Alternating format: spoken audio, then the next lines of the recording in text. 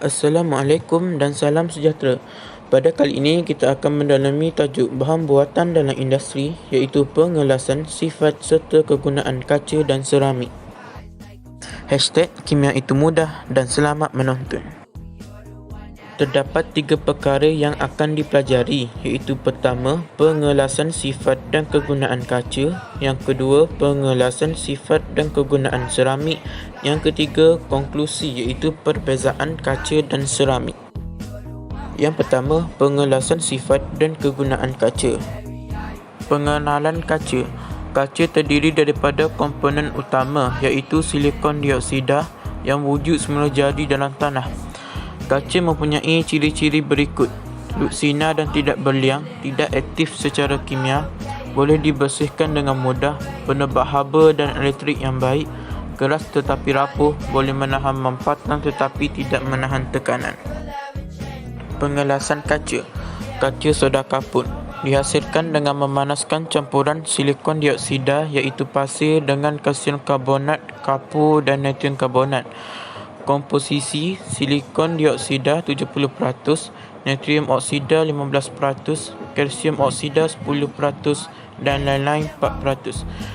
Ciri-ciri takat lebur yang rendah iaitu 700 darjah Celsius, mudah dibentuk, murah, senang pecah, tidak tahan haba yang tinggi. Kegunaan: bekas kaca, panel kaca, cermin, lampu dan mentol, pinggan dan mangkuk, botol. Kaca plumbum. Kaca plumbum dihasilkan dengan memanaskan campuran silikon dioksida iaitu pasir dengan oksida plumbum dan kalium hidroksida. Kaca plumbum terdiri daripada silikon dioksida 70%, natrium oksida 20% dan plumbum oksida 10%. Ciri-ciri bagi kaca plumbum ialah mempunyai ketupatan tinggi dan indeks biasan yang tinggi, permukaan berkilau lembut, kaca takat lebur rendah iaitu sebanyak 600 darjah Celsius.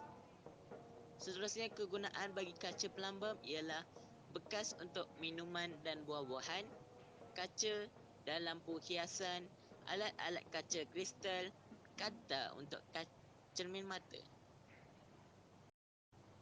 Kaca borosilikat. Kaca borosilikat dihasilkan dengan menambah boron oksida B2O3 ke dalam kaca soda kapur. Komposisinya terdiri daripada silikon dioksida sebanyak 80%, boron oksida sebanyak 13%, natrium oksida sebanyak 4% dan aluminium oksida sebanyak 2%.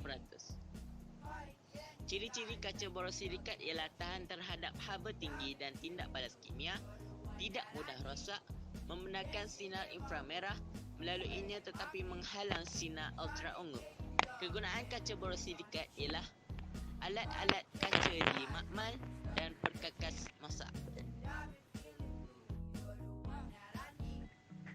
Kaca silika terlaku. Kaca silika terlaku dihasilkan dengan memanaskan silikon tetraklorida pada suhu tinggi dengan kehadiran oksigen.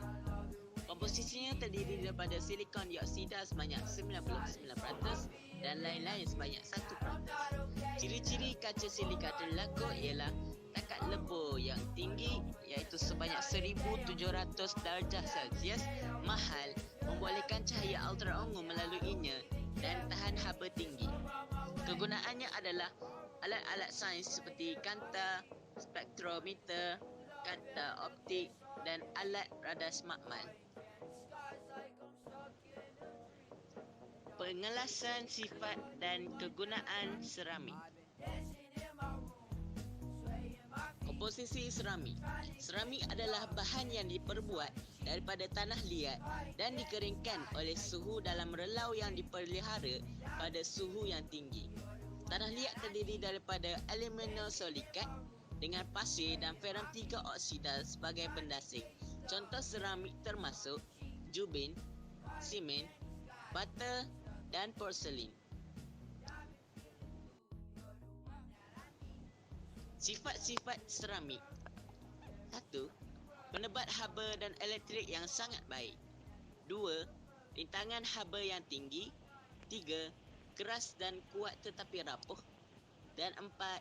Lengai secara kimia. Jenis seramik. Seramik terbahagi kepada dua, iaitu seramik termaju dan seramik tradisional. Seramik tradisional diperbuat daripada tanah liat seperti kaolin. Tanah liat dicampurkan bersama air untuk menghasilkan campuran yang lembut dan mudah dibentuk. Campuran ini kemudian dibakar pada suhu yang tinggi. Pada kebiasaannya, seramik tradisional digunakan dalam pembuatan batu bata, tembikar dan pinggan mangkuk, manakala seramik termaju diperbuat daripada bahan bukan organik seperti oksida, karbida dan nitrida. Seramik termaju mempunyai rintangan haba dan lelasan yang lebih tinggi, lebih lengai secara kimia serta memiliki sifat superkonduktiviti. Silikon karbida digunakan untuk membuat cakera pemotong kerana sifatnya keras dan kuat.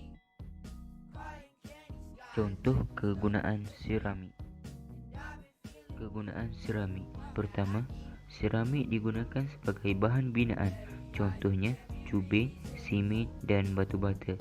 Kedua, sebagai barang hiasan iaitu pinggang, mangkuk dan pasu bunga. Ketiga, alatan elektrik iaitu ketuhar, flas pembakar roti. Keempat, dalam bidang perubatan iaitu gigi palsu, tulang palsu dan tangan. Seterusnya, kita lihat pula pada perbezaan di antara kaca dan seramik. Kaca, komposisi utamanya ialah silika dioksida, manakala seramik ialah aluminosilika. Seterusnya, kita lihat pada ciri kaca iaitu luksina dan kuasa penahan haba yang sederhana, manakala seramik cirinya ialah legap dan kuasa penahan haba yang tinggi. Sekian, terima kasih.